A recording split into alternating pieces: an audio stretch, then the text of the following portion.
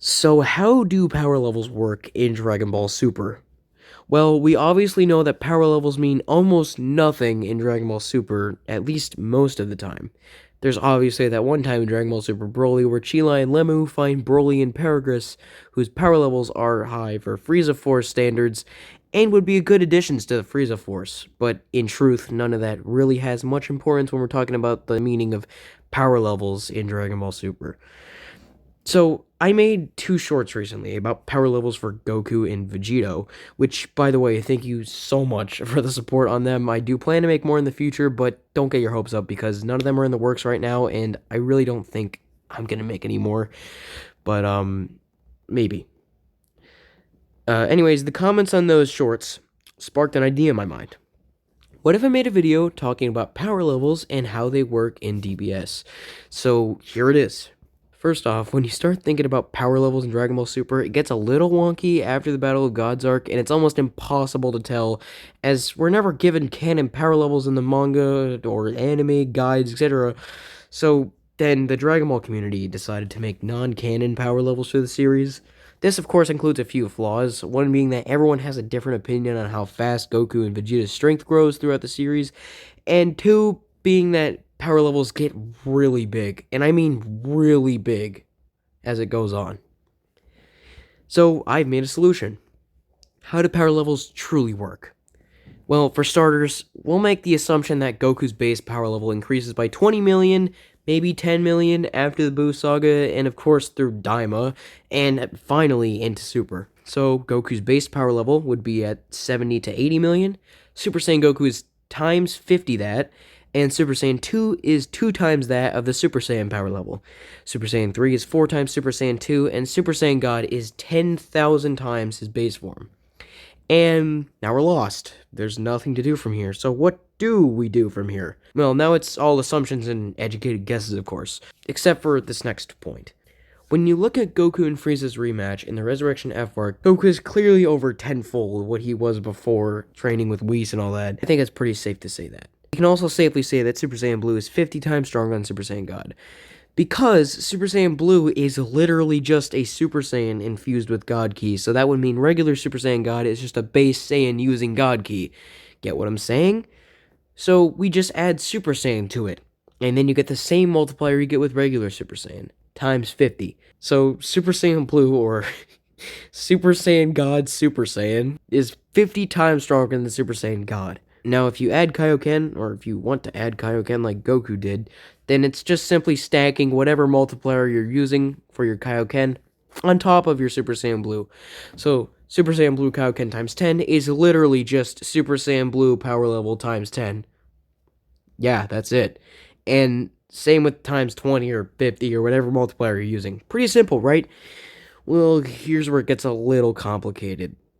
Ultra Instinct. It's probably the worst option if you're trying to find an accurate power level for it, but we'll get on that later. For now, let me give you a simple explanation on Goku's growth in the series, and how we get up to that huge 105 trillion power level that I'm always bringing up. And it happens during the Battle of Gods arc, actually. Do you remember when Goku absorbed all the Z Fighters' energy, or rather, when they gave him their energy and became a god?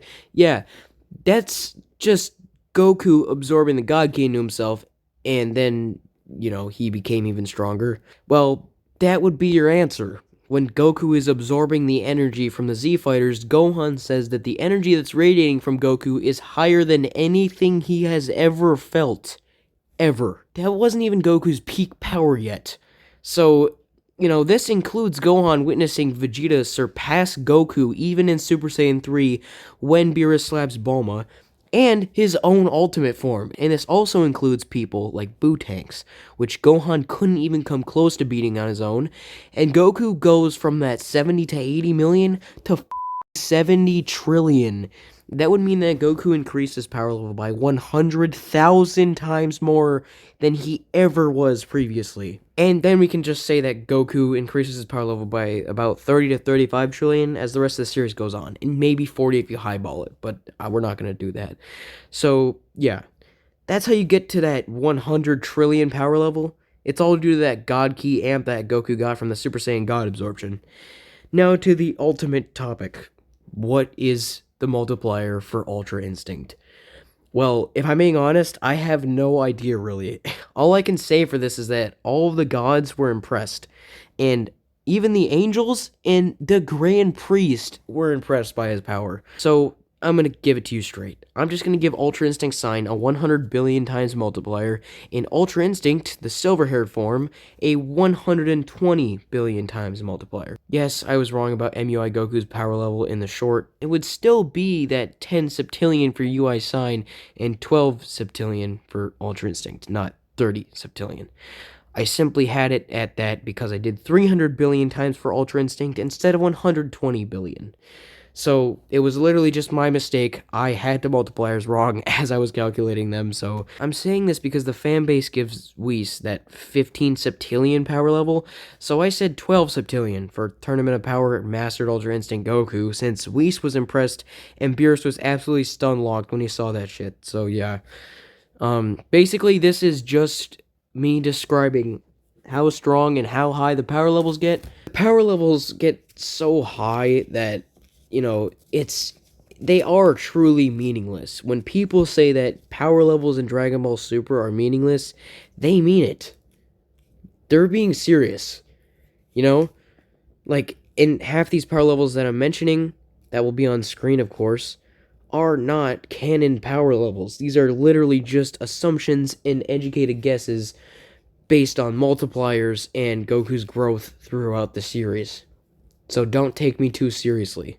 Just know that this is how I get my absurd power levels for Dragon Ball Super characters.